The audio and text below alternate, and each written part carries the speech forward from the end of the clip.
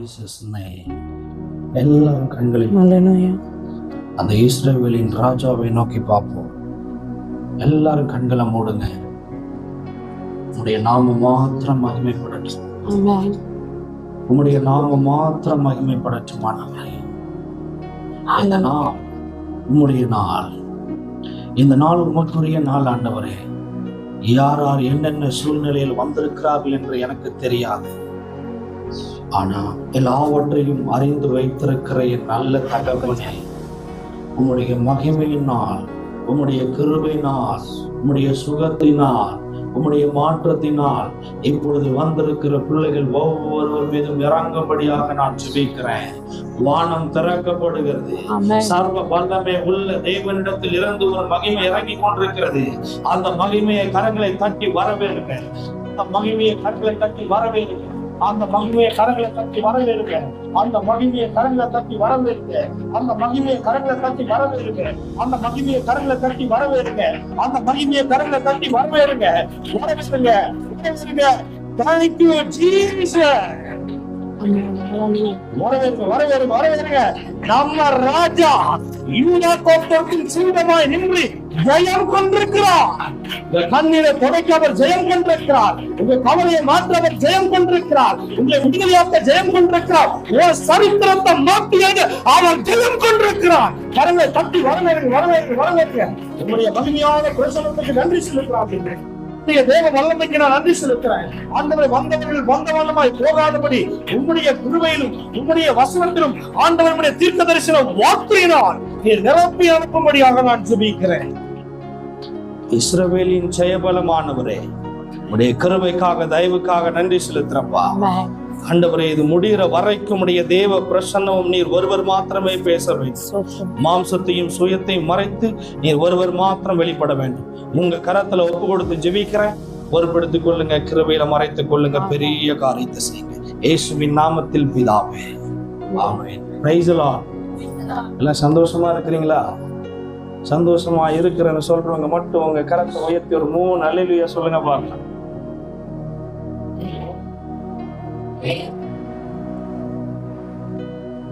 நீங்க சந்தோஷமா இல்ல, கர்த்தர் உங்களை சந்தோஷமா வைத்திருக்கிறார்.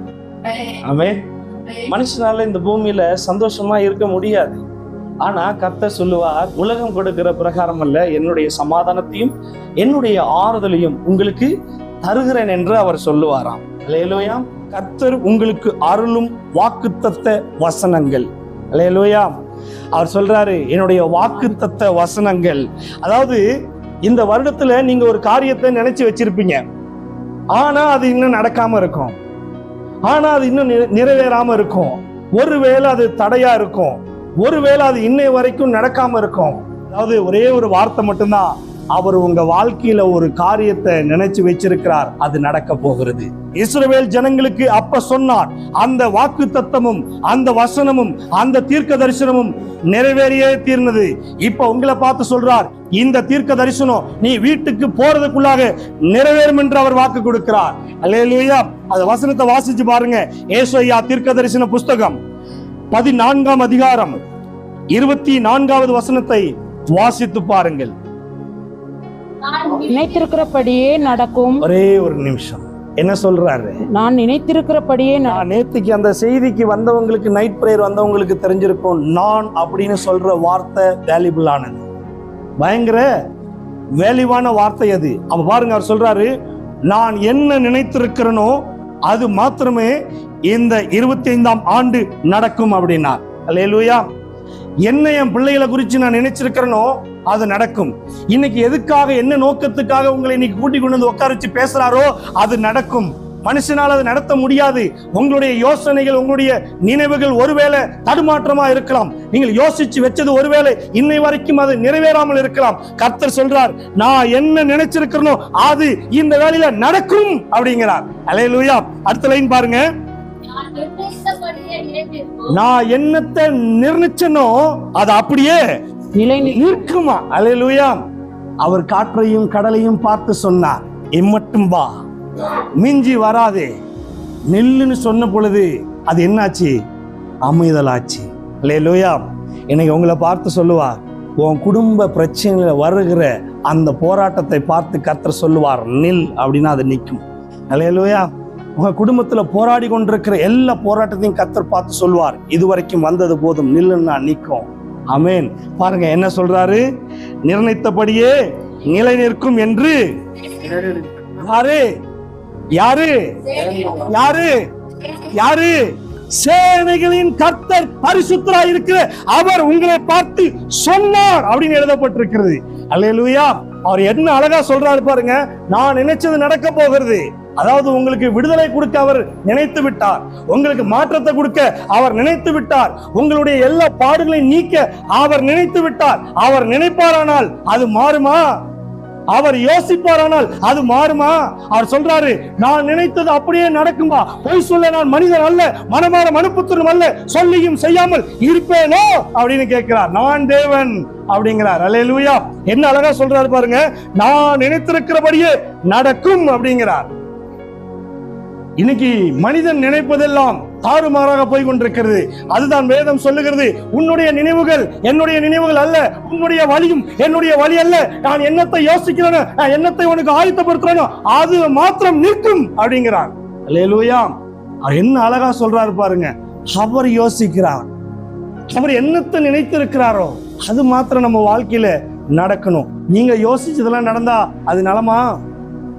நான் என்னென்னமோ யோசிச்சு வச்சிருக்கிறேன், என்னுடைய வாழ்க்கையில ஒன்றும் நடக்கல, ஏன்னா என் வாழ்க்கையில பிரச்சனை நீங்க நினைக்கலாம். அதாவது நீங்க யோசிச்சு வச்சிருக்கிறது உங்ககிட்ட வந்தாதாங்க அது பிரச்சனை. அல்லேலூயா. புரியுதா நான் சொல்றது? கர்த்தர் நினைத்து வைத்திருக்கிறது உங்களுடைய வாழ்க்கையில நடக்குமானால் அது ஆசீர்வாதமா இருக்கும். நீங்கள் நினைத்து வைத்திருக்கிறது உங்களிடத்துல வருமானால் அது பிரச்சனையை உண்டு பண்ணும், கண்ணியை உண்டு பண்ணுமா. அல்லேலூயா. அதாவது தெய்வம் தெளிவாய் சொல்லுகிறார், உங்களுடைய வாழ்க்கையில இருக்கிற எல்லா போராட்டத்தையும் மாத்த கர்த்தர் நினைத்து வைத்து விட்டார். அல்லேலூயா. உங்களுடைய தத்தளிப்பின் பாத்திரத்தை பிடுங்குகிறதற்காக கர்த்தர் நினைத்து விட்டார். அவர் நினைக்கிறது இந்த வேளையில பிதாவின் சித்தத்தின் பிரகாரம் வந்து நிற்கும். அவரை நீங்கள் சந்திப்பீர்கள். அவர் சொல்றாரு, என் ஜனத்தை நான் சந்திப்பேன், என் ஜனத்தை நான் விசாரிப்பேன், உங்களுக்காக ஆயத்தம் பண்ண எல்லா ஆசீர்வாதத்தையும் எடுத்துக்கொண்டு நான் வந்து நிற்கிறேன், அது அப்படியே நிலை நிற்கும் என்று சொல்லுகிறார். அல்லேலூயா. என்ன அழகா பேசுறாரு பாருங்க. அதை இன்னொரு தடவை கொஞ்சம் படிங்க. நான் நினைத்திருக்கிறபடியே நடக்கும்.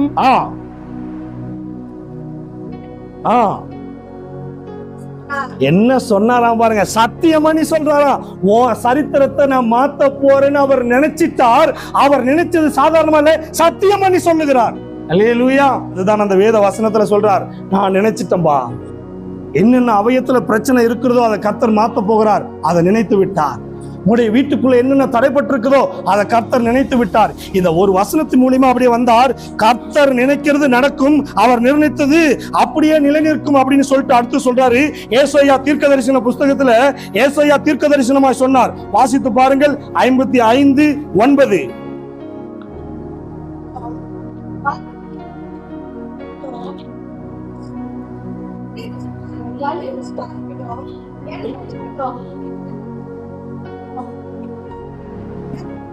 எவ்வளவு அழகா சொல்றாரு பாத்தீங்களா?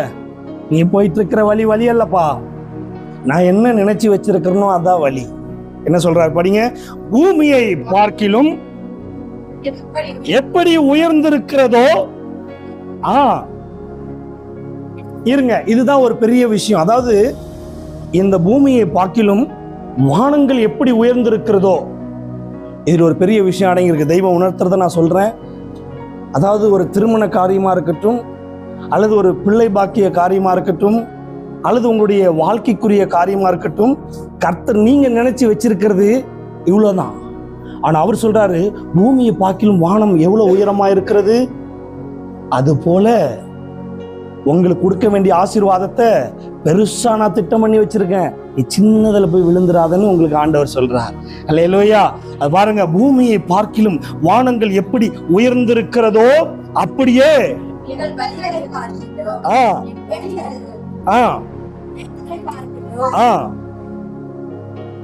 கர்த்தர் உங்களை பற்றி பெருசா நினைச்சிருக்கிறார். இன்னும் அழகா அவர் கத்து கொடுக்கிறார் பாருங்க. கர்த்தருடைய நினைவு வேறு, உங்களுடைய நினைவு வேறு. அல்லேலூயா.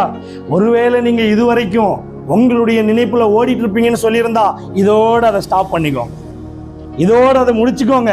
ஆனா அவர் சொல்லுவாரு, என்னுடைய யோசனை உன்னிடத்தில் வரும் பொழுது அது பெரிதா இருக்கும். வானத்தை அண்ணாந்து பாரு, அதனுடைய உயரத்தை கண்டவன் யார் என்று கேட்கிறார், அதை அளந்தவன் யார் என்று கேட்கிறார். அவர் சொல்றாரு, நான் வந்து நிப்பேன், வானத்தை பார்ப்பேன், என் வலது கையினால நான் அளப்பேன் அப்படிங்கிறார்.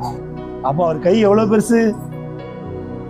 அவருடைய வலது கையினால் வானத்தை அளக்கிறார் என்று சொன்னால் அவருடைய கை எவ்வளவு பெருசு? அல்லேலூயா. அவர் சொல்ற வார்த்தை என்னன்னா, நான் சர்வ வல்லமை உள்ள தெய்வம், எனக்கு முன்னாடி நிற்கிறவர்கள் கொஞ்சம் உத்தமமாயிருங்கள் என்று சொல்லுகிறார். Jesus name. யாருக்கும் அந்த வார்த்தை வருகிறது, நான் சர்வ வல்லமை உள்ள தெய்வம், கொஞ்சமாவது எனக்கு முன்னாடி கொஞ்சம் உத்தமமாயிருக்கு. நீங்கள் உத்தமமாய் இருக்கும் பொழுது உங்கள் ஜீவன் காப்பாற்றப்படும். நீங்கள் உத்தமமாய் நடக்கும் பொழுது உங்களுடைய வழிகள் செவைப்படுத்தப்படும். நீங்கள் உத்தமமாய் நடக்கும் பொழுது, நன்றி ஆண்டவர் சொல்றாங்க, பல தடவை நான் எச்சரித்து சொல்லியும் நீங்கள் இன்னும் அந்த வார்த்தைக்கு செவி கொடுக்காமல் இருக்கிறீர்கள். தயவு செய்து அவருடைய வார்த்தைக்கு செவி கொடுங்கள், உங்களுடைய வாழ்க்கை மாறும். உங்களுக்காக திட்டம் பண்ணி வைத்ததை இறங்கி வரும், உங்களுக்காக ஆயத்தம் பண்ணி வைத்ததை கர்த்தர் கொடுக்கிறேன் என்று அவர் வாக்கு கொடுக்கிறார். Thank you Jesus. உங்க வல்லமைக்காக நன்றி செலுத்துறேன். பாருங்க எவ்வளவு அழகா சொல்றாருன்னு அந்த வசனத்தோட படிங்க.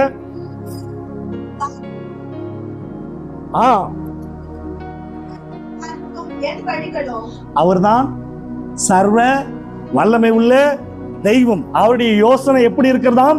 பெரிதா இருக்கிறதாம். இன்னைக்கு உங்களை பார்த்து கர்த்தர் சொல்றார், என்னுடைய நினைவின் பிரகாரம் உங்களுடைய கரமும் உங்களுடைய குடும்பமும் உங்களுடைய பிள்ளைகளும் ஆசீர்வதிக்கப்பட போகிறீங்க. இது என்னுடைய நினைவென்று அவர் சொல்லுகிறார். அல்லேலூயா. அதே இன்னொரு இடத்துல தாவீது இன்னும் அழகாய் சொல்றார், கர்த்தர் நம்மை நினைத்திருக்கிறாராம். எப்படி? சங்கீதத்தின் புஸ்தகம் 8ஆம் அதிகாரம் 4வது வசனத்தை வாசித்து பார்க்கும் பொழுது எவ்வளவு அழகா சொல்றாரு பாருங்க. அது அவரிடத்திலிருந்து வருகிறதாம். வாசிங்க.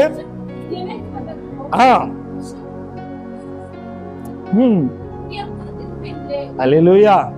இந்த வார்த்தை எப்பவும் எனக்குள்ள அப்படியே கேட்டுட்டே இருக்கும். இப்ப உங்களை பார்த்து கேட்கிறேன், இயேசு கிறிஸ்து உங்களுக்காக அடிக்கப்பட்டாரா? உங்களுக்காக அவர் கடைசி சொட்டு ரத்தத்தையும் சிந்தினாரா? உங்களுக்காக 3ஆம் நாள் உயிர்த்தெழுந்து வந்தாரா? உங்களுக்காக சகலத்தையும் சகித்தாரா? உங்களுக்காக முள்முடியை சகித்தாரா? உங்களுக்காக அநேக ரத்தத்தை சிந்தி அநேக காயங்களை சகித்தாரா?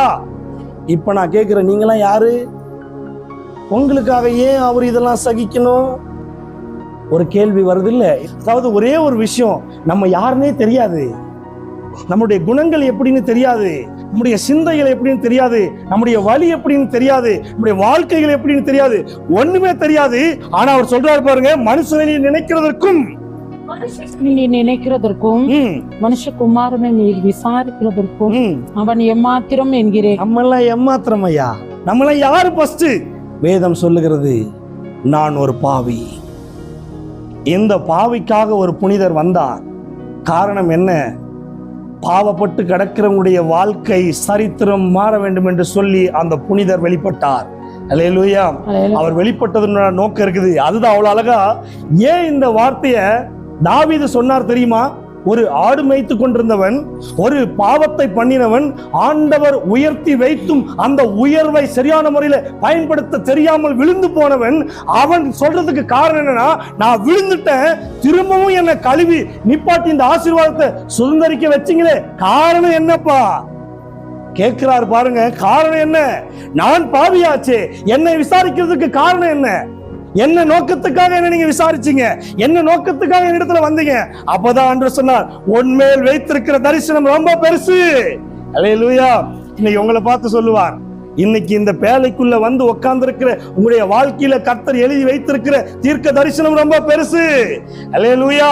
உங்களுக்கு தேவையான ஆசீர்வாதத்தை கர்த்தர் அழகாய் தெளிவாய் எழுதி வைத்திருக்கார், அது ரொம்ப பெருசு. அல்லேலூயா.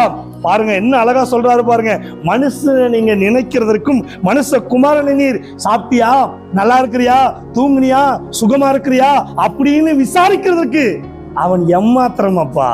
அல்லேலூயா. நம்மளை ஒவ்வொரு நாளும் விசாரிக்க வருவாராம். உன்னுடைய சரீரம் எப்படி இருக்கு? உன்னுடைய பார்வை எப்படி இருக்கு? உன் பார்வையில தெளிவு இருக்கா? உன்னுடைய சரீரத்தில் உள்ள அவைகள் எல்லாம் சுத்தமா இருக்கிறதா? அதுல ஏதாவது பலவீனப்பட்டிருக்கிறதா? கர்த்தர் விசாரிக்க வருவாராம். ஒரு மனுஷன் வருவான், என்னக்கா நல்லா இருக்கிறியா, எப்படி இருக்கிற, சாப்பிட்டியா? ஐயோ பாவம் மூஞ்செல்லாம், நம்ம நல்லா தான் இருப்போம். ஐயோ பாவம் மூஞ்செல்லாம் இழைச்சி போச்சு, அக்கா சரியா சாப்பிட்றது இல்லையா, ஏதாவது கவலையா இருக்கா? சரிக்கா அதெல்லாம் இருக்கட்டும், ஒரு 10,000 ரூபாய் கடன் கொடு, அடுத்த மாசம் கொடுக்குறேன். அப்போ எதுக்கு வராங்க? நம்மளை விசாரிக்க வர்றது ஒரு தேவைக்காக தான், நம்மளை பார்க்க வர்றது ஒரு தேவைக்காக தான். இதுதான் மனுஷனுடைய விசாரிப்பு. ஆனா கர்த்தருடைய விசாரிப்பு என்ன தெரியுமா? எந்த எதிர்பார்ப்பும் கிடையாது. அவர் உங்களிடத்துல எதுவும் எதிர்பார்க்க மாட்டார். உங்களை எல்லாம் இன்னைக்கு கூப்பிட்டு இந்த இடத்துல கூட்டம் நடத்துறதுக்கு அவர் தீர்மானம் பண்ணினார். நாங்க எந்த எதிர்பார்ப்பையும் நாங்க பார்க்கல. நாங்க யாருக்கிட்டையாவது இந்த மீட்டிங் நடத்துறோம், யாராவது எங்களுக்கு உதவி பண்ணுங்க, யாருக்கிட்டையாவது கேட்டோமா? யாராவது ஒருத்தர் சொல்லுங்க பார்க்கலாம். நாங்க யாருக்கிட்டையும் கேட்கறது இல்லை. ஏன்னா அன்றன்றைக்குரிய படி அளக்கிறவரை நாங்க நோக்கி பார்க்கிறோம். அவர் படி அளக்கிறார். அல்லேலூயா. அவர் விசாரிக்கிறார். என்னப்பா வேணும், நாளைக்கு உனக்கு என்ன வேணும்? நம்மை நினைத்திருக்கிறதுக்கு எந்த தகுதியும் இல்லை, ஆனாலும் நம்மை நினைத்து வைத்திருக்கிறார். அதை அவர் நினைத்து வைத்திருக்கிறாராம். அந்த வசனத்தை படியும் பார்க்கலாம். மனுஷனை நீர் நினைக்கிறதற்கும் மனுஷகுமாரனை நீர் விசாரிக்கிறதற்கும் அவன் எம்மாத்திரம் என்கிறேன். அவன் எம்மாத்திரம். அப்பா, அவன் உங்களுக்கு முன்னாடி ஒண்ணுமே இல்லை ராஜா. மனுஷன் உங்களுக்கு முன்னாடி ஒண்ணும் இல்லை. ஆனாலும் அவர் சொல்றார் என்ன தெரியுமா? என் கையில இருந்து போன களிமண். அதாவது நீங்க ஒரு பிள்ளைய மாம்சத்துல பெக்குறீங்கன்னா அந்த புள்ள 1000 தப்பு பண்ணாலும் நீங்க என்ன பண்ணுவீங்க? ஒரு குழந்தை தப்பு பண்ணி மண்ணுல விழுந்து, சேத்துல விழுந்து, தண்ணியில விழுந்து பிறண்டாலும் 1000 முறை அந்த குழந்தை போய் விழுந்தாலும் நீங்க என்ன பண்றீங்க? அந்த குழந்தை உங்க குழந்தை. விட்டுருவீங்களா? பாருங்க, 10 மாசம் சுமந்து பெற்ற வயிற்றுக்கு மட்டும்தான் பிள்ளையினுடைய அருமை தெரியும். உங்களுக்கே இந்த அருமைனா, ஒரு தாயின் கருவை தேர்ந்தெடுக்கிற வரைக்கும் பத்திரமா ஒருத்தருடைய கரத்துல நீங்க இருந்திருக்கிறீங்களே, அவர் எந்த அளவுக்கு உங்களை யோசிப்பார். அதை நீங்க யோசனை பண்ணி பாருங்க. நீங்க பாவத்துல விழுந்தாலும் அவர் உங்களை தூக்குவார். அதான் சொல்றாரு, நான் உன்னை நினைச்சிருக்கிறேன். நீ எத்தனை தடவை நீ தவறி விழுந்தாலும் நான் உன்னை விடமாட்டேன்.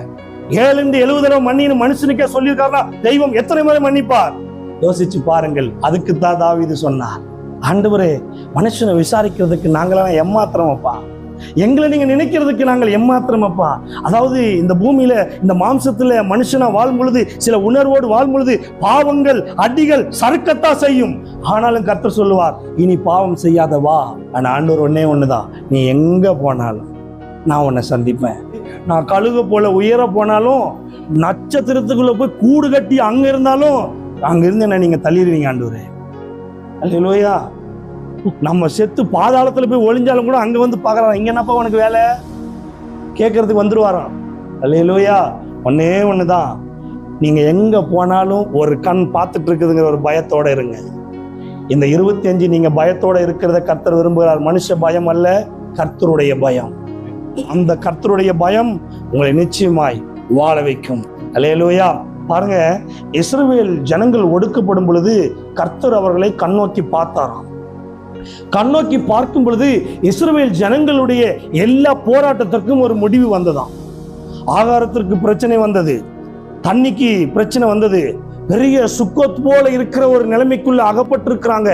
இது எல்லாத்தையும் கர்த்தர் பார்த்துக்கிட்டே இருந்தார். இவர் பார்க்கறதுக்கு காரணம் என்னன்னா, இந்த மனுஷங்க சரியான முறையில மனம் திரும்பல. ஆனா கர்த்தர் பார்க்கிறார். கர்த்தர் ஆகாரம் கொடுக்கிறார், கர்த்தர் பாதுகாப்பு கொடுக்கிறார், கர்த்தர் நன்மையை கொடுக்கிறார், கர்த்தர் இருக்கிற எல்லாத்தையும் கொடுத்துட்டே இருந்தார். ஆனா அந்த மனுஷனுடைய மைண்ட் மட்டும் மாறவே இல்லை. இது நல்லா இல்ல, அது நல்லா இல்ல, அப்படி இப்படின்னு சொல்லி ஒரு பெரிய பிரச்சனைக்குள்ளே போனாங்க, பெரிய சுக்கோத். ஆனா கர்த்தர் சொல்றார், உன்னை நான் விடுவிப்பேன். அந்த வார்த்தை எப்படி தெரியுமா காப்பாத்துறாரு? படிச்சு பாருங்க, யாத்திராகமத்தின் புஸ்தகம் 2ஆம் அதிகாரம் 24வது வசனத்துல அவர் தெளிவாய் சொல்லுகிறார், தேவன் அவர்கள் பெருமூச்சை கேட்டு, அதாவது நீங்க அழுகிற பெருமூச்சு அவர் கேட்டு, தாம் ஆபிரகாமோடும் ஈசாக்கோடும் யாக்கோபோடும் செய்த உடன்படிக்கையை நினைவு கூர்ந்தார். அதாவது நினைக்கிறாரு பாருங்க, ஒரு தடவை உங்க மேல வாக்குத்தத்தம் பண்ணிட்டாருன்னா அந்த வாக்குத்தத்தம் காலத்துக்கும் மாறாது. அல்லேலூயா. உங்களுக்கு அது தெரியுமா? உங்க மேல அவர் வாக்குத்தத்தத்தை எழுதிட்டாரானால் அது ஒரு நாளும் மாறவே மாறாதான். அவர் அப்படியே உங்களை நினைத்து வைத்திருப்பாராம். பாருங்க என்ன அழகா சொல்றாரு பாருங்க, தேவன் அவர்கள் பெருமூச்சை கேட்டு நாம் ஆபிரகாமோடும் யாக்கோபோடும் செய்த உடன்படிக்கையை நினைவு கூர்ந்தார். பாருங்க, உங்களுக்காக கர்த்தர் ஒரு உடன்படிக்கை பண்ணி வைத்திருக்கிறார். என்ன உடன்படிக்கை? உங்களை வாழ வைக்கணும், உங்களுக்கு ஆசீர்வாதத்தை கொடுக்கணும், உங்களுக்கு நன்மையை கொடுக்கணும், உங்களுடைய இருளெல்லாம் நீக்கப்படும் சொல்லி அவர் நினைத்து வைத்திருக்கிறார், நினைவு கூர்ந்தார். 25வது வசனத்தை பாருங்க. தேவன் இஸ்ரவேல் புத்திரரை கண்ணோக்கினார், தேவன் அவர்களை நினைத்தருளினார். அதாவது இதுல ஒரு விஷயம் என்னன்னா, தேவன் நினைத்து அருளினார் அப்படின்னா உங்களை அவர் நினைச்சு கொடுக்கிறாராம். அல்லேலூயா. என்னத்தை கொடுக்கிறார்? ஆசீர்வாதத்தை கொடுக்கிறார், சுகத்தை கொடுக்கிறார், பலத்தை கொடுக்கிறார், மாற்றத்தை கொடுக்கிறார், தடைகளை உடைக்கிறார். அவர் நினைத்து அருளினார் அப்படின்னா ஒரு மனுஷன் அவர் நினைச்சிட்டாருன்னா அவர் கொடுப்பாராம். அல்லேலூயா.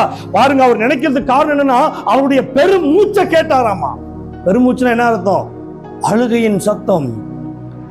பள்ளத்தாக்குக்குள்ள கிடக்கிறத பார்க்கிறார், அவங்களுடைய எல்லா குமுறுதலையும் பார்க்கிறார், இருதயம் உடைக்கப்பட்டதை பார்க்கிறார், இருதயம் நெருக்கப்பட்டதை பார்க்கிறார். அடுத்தது என்ன சம்பவிக்கும்னு தெரியாத சூழ்நிலையில அவர்கள் அழுது கண்ணீர் விட்டு கொண்டதை பார்த்ததுனால அவர் சொல்றாரு, யாக்கோபுக்கும் ஈசாக்குக்கும் நான் எப்படி ஆணையிட்டனோ அந்த ஆணையை நான் காப்பாற்றுறேன் அப்படிங்கிறார். அல்லேலூயா. ஒரே ஒரு விஷயம்தான், உங்களுக்காக பிதாவின் இடத்துல பரிந்து பேசுகிற கர்த்தர், உங்களுக்காக யுத்தத்தில் நிக்கிற கர்த்தர், உங்களுக்காக பண்ணின உடன்படிக்கையை அவர் காக்க போகிறாராம். அல்லேலூயா. உங்களுக்காக என்ன உடன்படிக்கை பண்ணினாரோ அதை நிச்சயமாய் காப்பாற்றுவார். அது எந்த மாற்றம் இல்லை. ஒருவேளை நான் வருடமாய் நான் அழுது கொண்டே இருக்கிறேன், என் கண்ணீர் என் படுக்கையெல்லாம் நினைக்கிறது, என்ன செய்வதென்றே தெரியாது, வருடமேனா மாறுகிறது, இன்னும் என்னுடைய பிரச்சனை மாறல, என் நிந்தை மாறல, என்னுடைய சஞ்சலம் மாறலன்னு ஒருவேளை நீங்க குழப்பத்தோட இருக்கலாம். கர்த்தர் உங்களை பார்த்து சொல்றாரு, உன்னுடைய பெருமூச்சை நான் கேட்டோமா. அல்லேலூயா. அந்த பெருமூச்சை கேட்டதுனால உன்னை இங்க தூக்கிட்டு வந்து உட்கார வச்சிருக்கிறேன், நீ போகும்போது அதெல்லாம் நான் நினைச்சு கொடுப்பேன் அப்படிங்கிறார். அல்லேலூயா. ஒருவேளை நீங்க எதை குறிச்சு வேணாலும் கலங்கி வந்திருக்கலாம். ஒரே ஒரு விஷயம்தான், அவர் நினைச்சிருக்கிறது மட்டும் நடக்க போகிறதா, அவர் நிர்ணயித்தது மட்டும் நடக்க போகிறதா, அவர் யோசித்தது மாத்திரம் நடக்க போகிறதா. நீங்க என்னெல்லாம் எதிர்பார்த்து வந்தீங்களோ அது அப்படியே கர்த்தர் கொடுப்பாராம். Thank you Jesus, thank you Jesus. யாருக்கோ ஒருத்தருக்கு ஒரு வார்த்தை வருகிறது, பிரதர், அன்பு சகோதரா, உனக்குள் ஒரு சந்தேகத்தின் ஆவி உனக்குள் ஊடுருவி கொண்டிருக்கிறது. அந்த சந்தேகத்தின் ஆவி மித்தம் உன்னுடைய குடும்பத்தில் பிரிவினைகள், போராட்டங்கள், சண்டைகள் வந்து கொண்டிருக்கிறது. ஆனா அந்த சந்தேகத்தின் ஆவி உள்ள வரும் பொழுது தெய்வம் உங்களை சந்திக்கிறார், தெய்வம் உங்க அண்டையில வந்து நிற்கிறார், உங்களுக்கு சமாதானமா இருக்குன்னு பல வழியை காட்டுறார், சில மனிதர்களை அனுப்புறார். நீங்கள் யாரையும் மதிக்கிறது இல்ல. இப்படியே உன்னுடைய வாழ்க்கையில் சந்தேகத்தின் ஆவி போய் கொண்டிருந்தால், நீ யாரு மேல சந்தேகப்பட்டு வீட்டுல சண்டை போட்டுட்டு இருக்கிறியோ அவங்களுடைய உயிர் சேதத்தை நீ சந்திப்ப, அது மீட்டெடுக்கவே முடியாது, அது பெரிய கவலையாய் போய்விடும். தயவு செய்து அந்த சந்தேகத்தின் எண்ணத்தை மாற்றிக்கொள் என்று கர்த்தர் உரைக்கிறார், தெளிவாய் உரைக்கிறார். Thank you Jesus. உங்க வல்லமைக்கு நான் நன்றி செலுத்துறேன். வேதம் சொல்லுகிறது, மனுஷகுமாரனை நீ விசாரிக்கிறதற்கு அவன் எம்மாத்திரம் என்று வேதத்தில் எழுதியிருக்கிறது. ஒவ்வொரு மனுஷனையும் அவர் அறிந்து வைத்திருக்கிறாராம். திரும்ப ஒரு தடவை வாசிங்க அந்த வசனத்தை. தேவன் அவர்கள் பெருமூச்சை கேட்டு, பாருங்க, நீங்க பேசின வார்த்தை, நீங்க பேசி கொண்டிருக்கிற வார்த்தை, ஒருவேளை அவங்க அழுக வச்சு அவங்க கண்ணீர் விட்டு ஒருவேளை புலம்புனாங்கன்னா அந்த புலம்புல கர்த்தர் பாப்பார். Thank you Jesus. ஒரே ஒரு விஷயத்தை நீங்க புரிஞ்சு கொள்ளுங்க. அதாவது ஒரு மாம்சத்துல ஒரு மனுஷனா வாழும்போது ஒரு தகப்பன் ஒரு பிள்ளையை உங்களுக்கு கட்டி கொடுக்கிறார் என்று சொன்னால், அந்த பிள்ளையை நீங்க துன்புறுத்தும் பொழுது, அந்த பிள்ளையை அடிக்கும் பொழுது, அந்த பிள்ளையை வேதனையான வார்த்தை சொல்லி திட்டும் பொழுது, கட்டி கொடுத்த அப்பா வந்து கேள்வி கேட்பானா கேட்க மாட்டாங்களா? கேட்பாங்களா கேட்க மாட்டாங்களா? ஆனா உங்களை நம்பி ஒரு விழா எலும்பு உங்க கையில கொடுத்திருக்கிறார்னா, நீங்க பாதுகாக்காம திட்டினீங்கன்னா, அவங்க பெருமூச்சை கர்த்தர் கேட்டார்னா ஜாக்கிரதையா இருங்க. இது தேவ வார்த்தை, இது நான் பேசவில்லை, தெய்வம் உங்களோடு பேசிக் கொண்டிருக்கிறார். எவ்வளவு அழகா சொல்றாரு பாருங்க. தேவன் அவர்கள் பெருமூச்சை கேட்டு தான் ஆபிரகாமோடும் ஈசாக்கோடும் யாக்கோபோடும் செய்த உடன்படிக்கையை நினைவு கூர்ந்தார். நான் நினைப்பேன், தேவன் இஸ்ரவேல் புத்திரரை கண்ணோக்கினார், தேவன் அவர்களை நினைத்தருளினார். அவர் நினைக்கிறதற்கு காரணம் உண்டு. உங்களுக்கு என்று ஆயத்தம் பண்ணி வச்சிருந்த ஆசீர்வாதத்தை நீங்க சுதந்திரிக்கணும். இது உங்களுக்கு ஒரு பெரிய மாற்றத்தை உண்டு பண்ணுகிற ஒரு நாள். இது இந்த நாட்கள்ல ஜனங்கள் எங்கெங்கே ஓடி தன் ஜீவனை நஷ்டப்படுத்தி கொண்டிருக்கிறார்கள். ஆனா இந்த பாக்கியத்தை கர்த்தர் உங்களுக்கு ஏற்படுத்தியிருக்கிறார். இயேசு கிறிஸ்துவின் மகிமைக்காக நன்றி.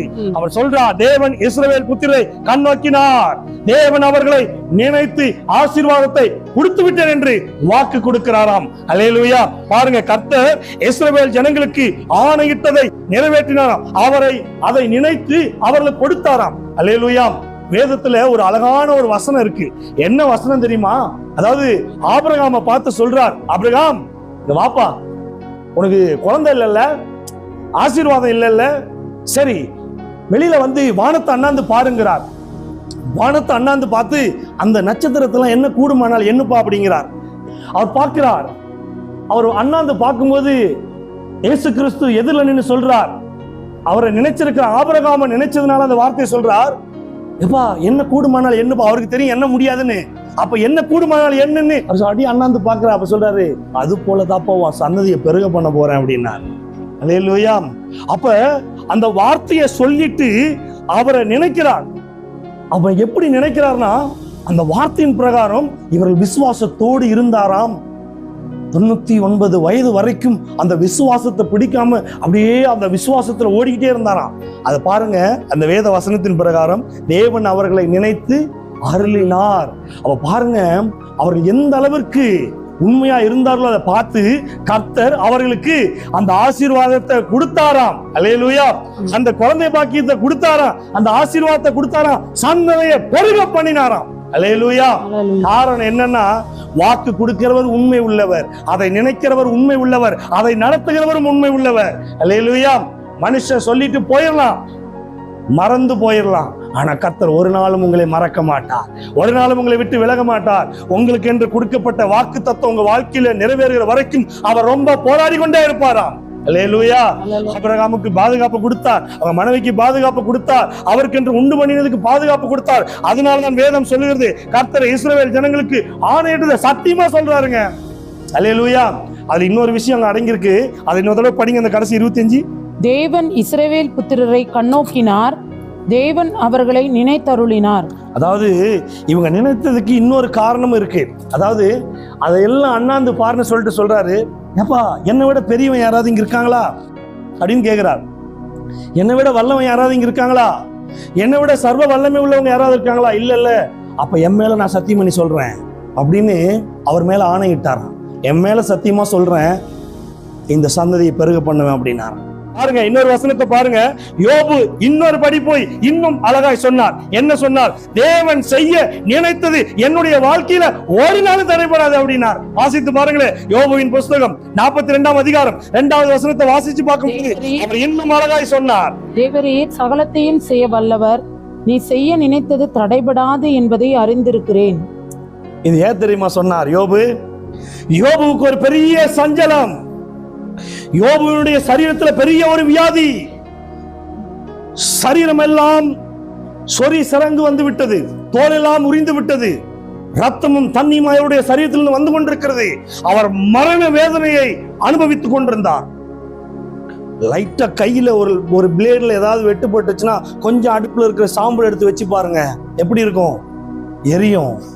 ஆனா சரீரம் எல்லாம் தலையிலிருந்து கால் வரைக்கும் பெரிய குஷ்டம் வந்து விட்டது.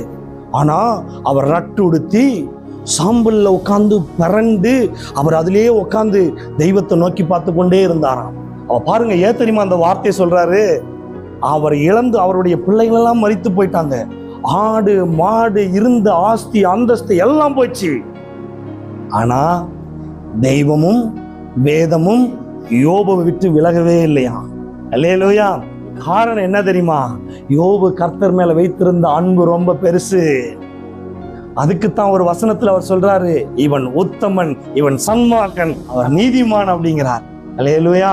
அப்ப ஏன் தெரியுமா அந்த வார்த்தை சொன்னாரு? நீ உத்தமன்டா, நீ என்னை விட்டு நீங்காம நிக்கிற பாரு, நீ உத்தமன் அப்படின்னு சொல்லிட்டு இந்த வார்த்தையை அந்த இடத்துல கொண்டு வராரு. எதுக்காக தெரியுமா? இழந்து போனதெல்லாம் 2 மடங்கு திருப்பி கொடுத்தா என்ன பண்ணுவீங்க நீங்க? ஏசப்பா நீங்க ரொம்ப நல்லவர்னு சொல்லுவீங்களா, சொல்ல மாட்டீங்களா? அதத்தான் இவர் சொல்றாரு, தேவரீர் சகலத்தையும் செய்ய வல்லவர், நீர் என்னுடைய வாழ்க்கையில என்ன செய்ய நினைத்தீரோ அது தடைபடாது என்பதை அறிந்திருக்கிறேன் அப்படின்னார். அல்லேலூயா. காரணம் என்ன தெரியுமா?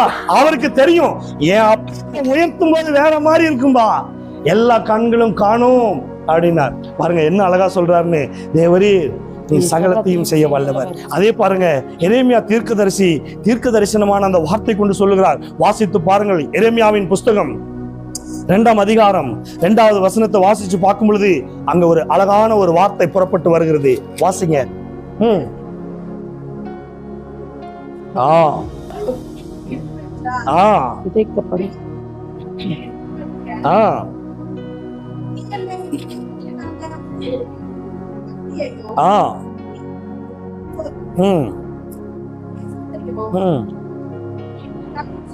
அதாவது நீ போய் எருசலேமின் செவிகள் கேட்கும்படி கூப்பிட்டு சொல்ல வேண்டியது என்னவென்றால், இன்னைக்கு உங்களை எல்லாம் கூப்பிட்டு ஒரு வார்த்தை சொல்ல சொல்லி அனுமதித்து உத்தரவு கொடுத்தார் இல்லையா? எதுக்காக தெரியுமா உத்தரவு கொடுத்தார்? அதாங்க சொல்றார், இஸ்ரவேலர் வனாந்தரத்திலே பட்ட பாடுகளையும் நேசத்தையும் நினைத்திருக்கிறேன் என்றார். ஒன்னே ஒண்ணுதான், அவர் உருவாக்கி விட்டாரானால், அவர் உங்களை படைத்து விட்டாரானால் விட்டுட்டு போக மாட்டார். நான் எப்பவும் எனக்கு ரொம்ப பிடிச்ச வார்த்தை அது. பாதியில வந்த மனிதர்கள் ஒரு நாள் பாதியில் போயிடுவார்கள், அவர்களுக்கு ஒரு பாதை உண்டு. ஆனால் ஆதியில வந்த இயேசு கிறிஸ்துவோ ஒரு நாளும் பாதியில் போவே மாட்டார். ஆதியும் அவரே, ஆந்தமும் அவரே, முடிவு வரியந்தான் அவர் நடத்த வல்லமை நிறைந்த தெய்வமா இருக்கிறாராம். அல்லேலூயா. என்ன அழகா சொல்றாரு பாருங்க. நான் இஸ்ரவேல் ஜனங்களை மட்டும் நான் நினைக்கலப்பா, உங்களையும் நினைச்சு வச்சிருக்கேன், உங்களையும் பாதுகாத்துட்டு இருக்கிறேன், உங்களையும் நடத்திட்டு இருக்கிறேன். அது ஏன் உங்களுக்கு புரிய மாட்டேங்குது? நம் நினைக்கிறதெல்லாம் நடக்காது. அவர் நினைக்கிறது மாத்திரமே நடக்குமா? அவர் நிர்ணயித்தது மாத்திரமே நிக்குமா? அல்லேலூயா.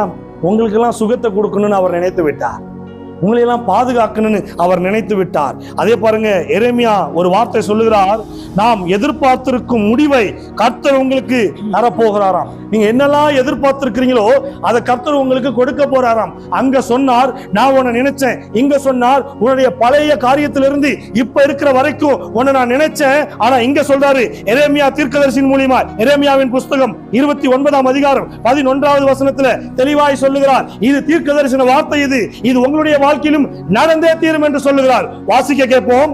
நீங்கள் எதிர்பார்த்திருக்கும் முடிவை உங்களுக்கு கொடுக்கும்படிக்கு நான் உங்கள் பேரில் நினைத்திருக்கிற நினைவுகளை அறிவேன் என்று கர்த்தர் சொல்லுகிறார். என்ன சொல்றாரா? நீங்கள் எதிர்பார்த்திருக்கும் முடிவை உங்களுக்கு கொடுக்கும்படி படிக்கு நான் உங்கள் பேரில் நினைத்திருக்கிற நினைவுகளை அறிவேன். அடுத்தது தாங்க அவர் காரியத்தை வைக்கிறார் பாருங்க, என்று கர்த்தர் சொல்லுகிறார். அவைகள் தீமைக்கல்ல, மரணத்துக்கு அல்ல, தத்தளிப்புக்கு இல்ல, கண்ணீருக்கு இல்ல, துக்கத்துக்கு இல்ல, அவைகள் எல்லாம் உங்களுக்கு சமாதானத்துக்கு ஏதுவான நினைவுகளே என்று கர்த்தர் சொல்லுகிறாராம். அல்லேலூயா. ஒன்னே ஒண்ணுதான், அதாவது நீங்கள் காத்திருந்து இழைச்சு போயிட்டீங்களா?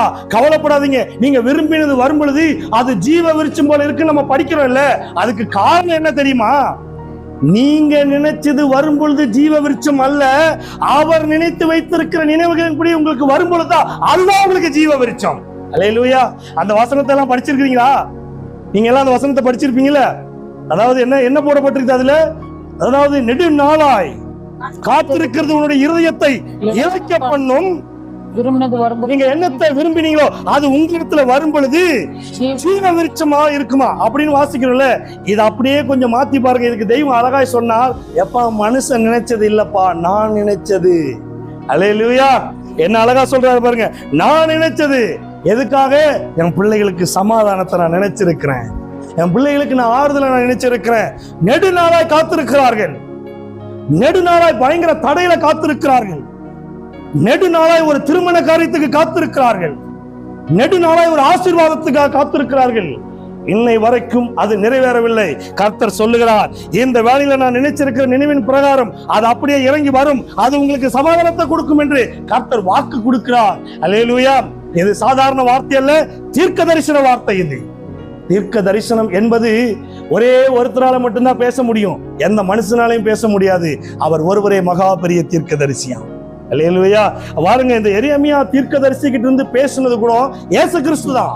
அங்க ஏவுறாரு, இருதயத்தை தட்டி எழுப்புறாரு, உள்ள வந்து வாசம் பண்றாரு, பேசலாம் அவனுக்கு அப்படிங்கிறார். அல்லேலூயா. என்ன அழகா அந்த மக்களை யோசிச்சு வச்சிருந்தா, என்ன அழகா அந்த மக்கள் மேல ஒரு கரிசனை இருந்தா கர்த்தர் பேசியிருப்பார் பாருங்கள். ஆமென். எல்லா மனுஷனையும் அவர் நினைக்கிறாராம். ஆனா ஒரு நாளும் நான் வாழணும், நான் நல்லா இருக்கணும்னு அவர் யோசிக்கல. அவர் யோசிச்சு வச்சதெல்லாம் உங்களை தான். அல்லேலூயா.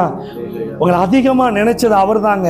உங்க கணவனை விட, மனைவியை விட, பிள்ளைகளை விட, சொந்தங்களை விட, உங்களை பெத்தவங்களை விட உங்களை அதிகமா யோசிச்சது யாருன்னா இயேசு கிறிஸ்து தான்.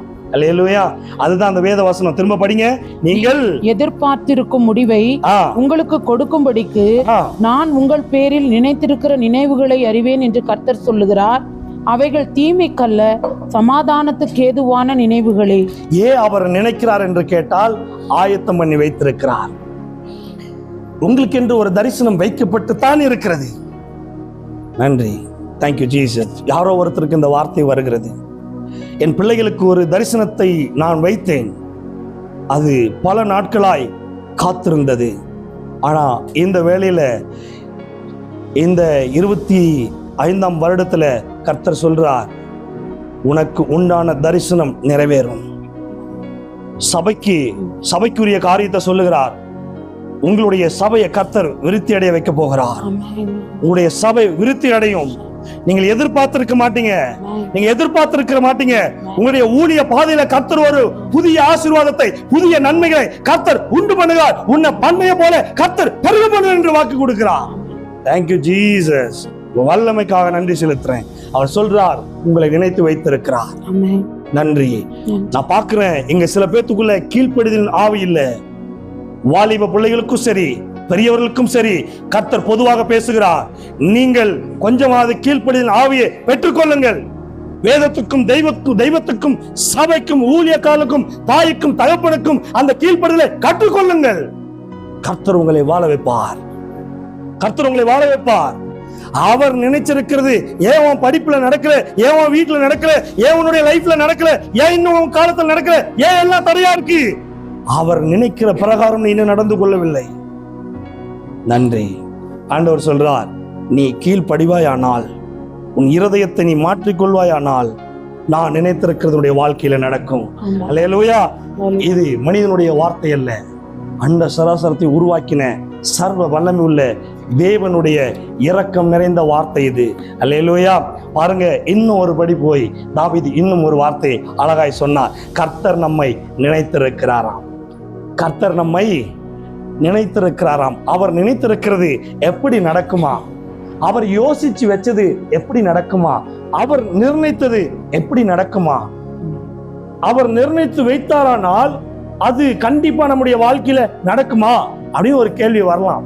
இந்த புது வருடத்துல புது காரியத்தை உங்களுக்கு கர்த்தர் செய்ய போறாராம். அல்லேலூயா. அதாவது வேதத்தை நம்ம பார்க்கும் பொழுது அவர் உங்களை சந்திப்பார்.